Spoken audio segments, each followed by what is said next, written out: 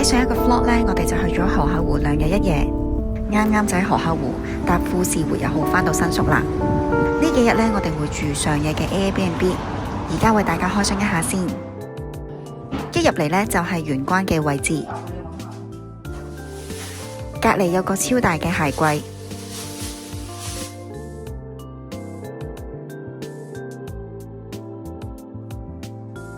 呢度就係客廳同埋飯廳啦。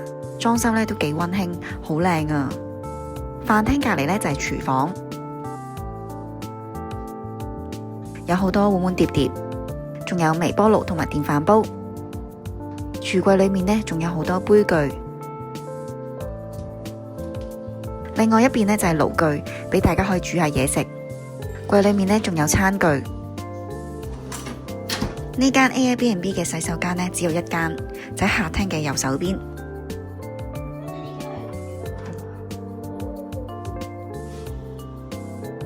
客廳呢仲有個大衣櫃，可以俾大家放衫。我哋而家去睇下睡房先。睡房呢就只有一間，總共有2張雙人床同埋1張單人床。睡房裏面呢都有個比較細嘅衣櫃。最後我哋嚟睇下浴室。浴室位於玄關嘅隔離。Airbnb 呢提供咗風筒、捲髮棒，仲有新淨嘅毛巾。呢度呢仲可以洗衫同埋晾衫添。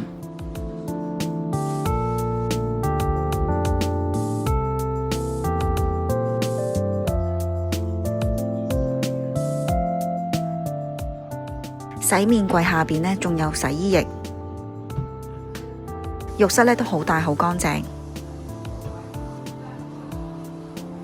佢哋提供咗 Botanist 嘅沐浴露同埋洗頭水。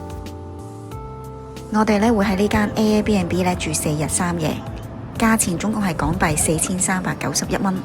4個人攤分嘅話，每人呢大約只需要港幣1464蚊。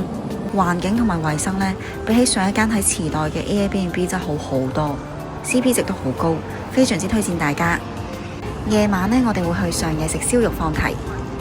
咁我都幾中意呢間燒肉嘅，因為價錢唔算好貴，而且和牛嘅質素呢都係唔錯。佢就係專食山形牛嘅土咕喱啦。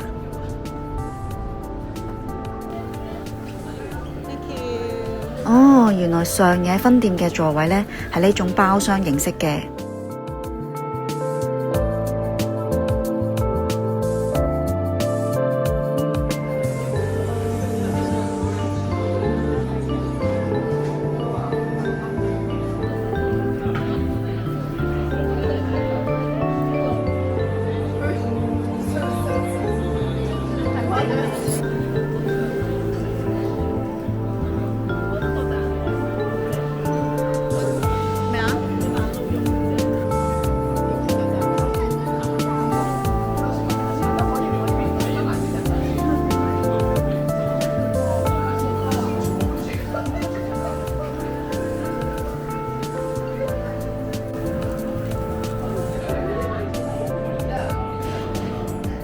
好食係嘛？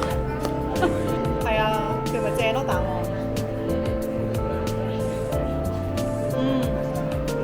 甜甜地啊呢隻，好好食。我哋食完燒肉之後呢，就去咗上野嘅亞美橫丁行街。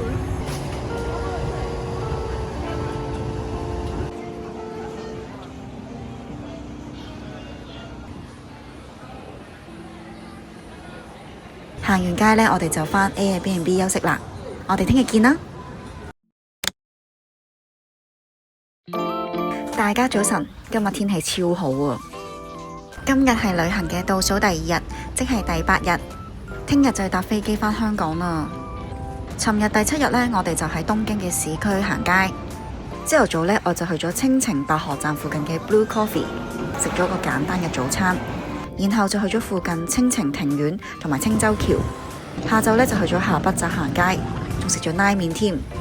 夜晚呢，就去咗東京車站食咗好好食嘅蛋包飯。因為琴日嘅行程呢冇乜特別，所以我都冇特別剪成一條片。而今日嘅重點行程呢，就去鎌倉啦。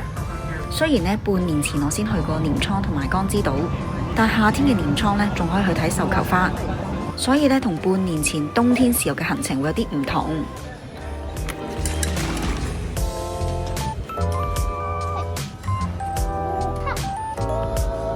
點樣？好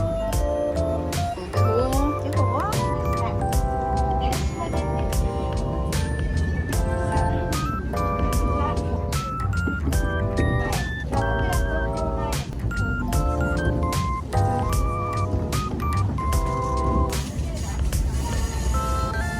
睇到黐線嗰度。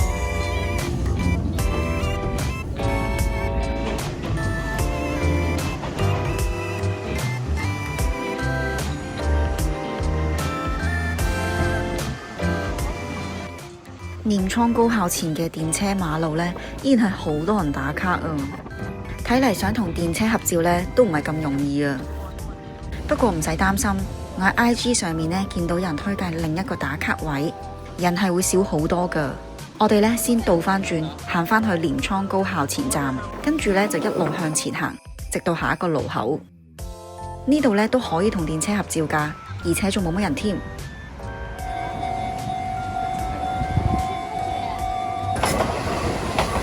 係咪好靚啊？好似咯。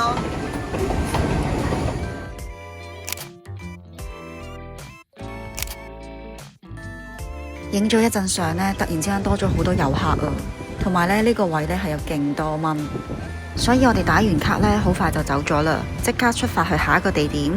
如果你問我夏天嘅鎌倉同冬天嘅鎌倉有咩分別嘅話，雖然今日嘅天氣呢已經好好啊，但係呢冬天嘅天空呢會更加藍、更加清澈，係更加萬里無雲咯。我哋下一個活動呢就係食 lunch 啦，我哋慢慢行到去七里濱。喺 Google Map 上面呢，揀咗一間面向海邊嘅 cafe。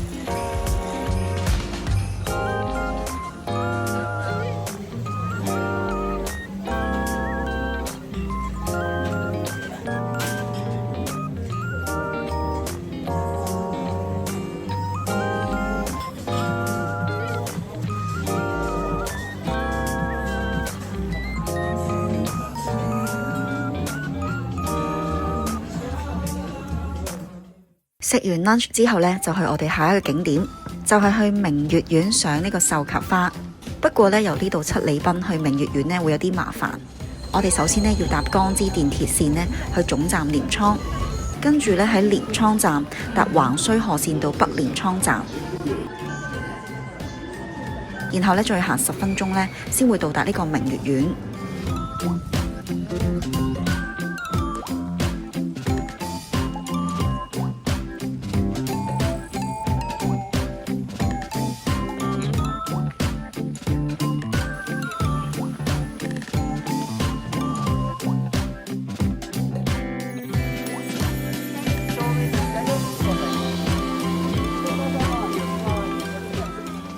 明月院呢建於1160年，係隸屬臨濟宗建長寺派嘅一座寺廟。每年5月下旬至到7月上旬都會盛開繡球花，所以明月院呢又有紫陽花寺之稱。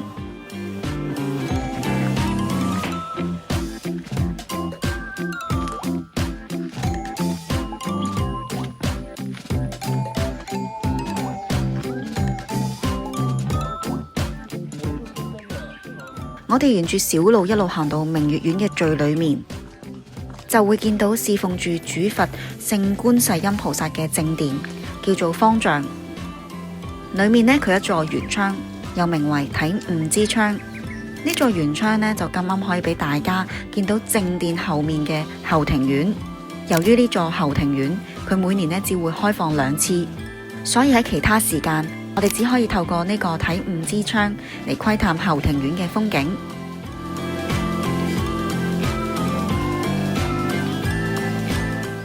好搞笑呢，呢間寺廟呢，竟然裡面有個兔仔屋咯。我懷疑呢度呢，即係可能有養兔仔添啊！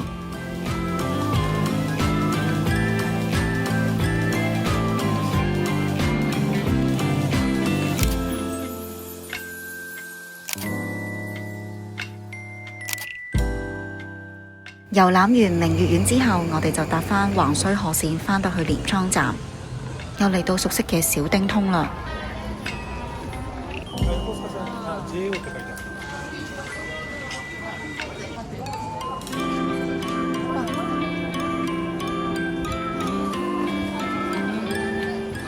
我哋揾咗間 cafe 食個下午茶。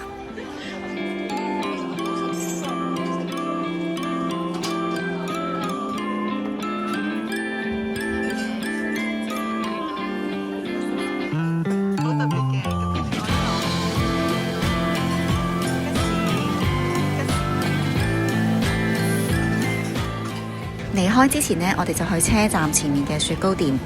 我買咗抹茶味雪糕，抹茶呢都幾濃郁嘅。而我啲朋友呢話焙茶味都好好食啊！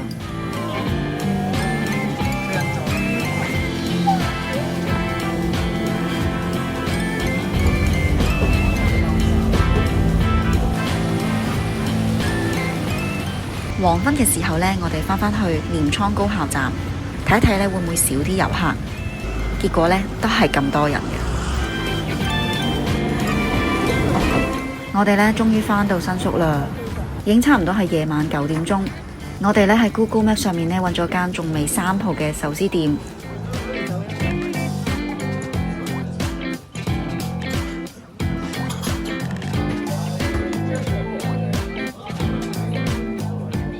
非常之足料嘅麵子湯。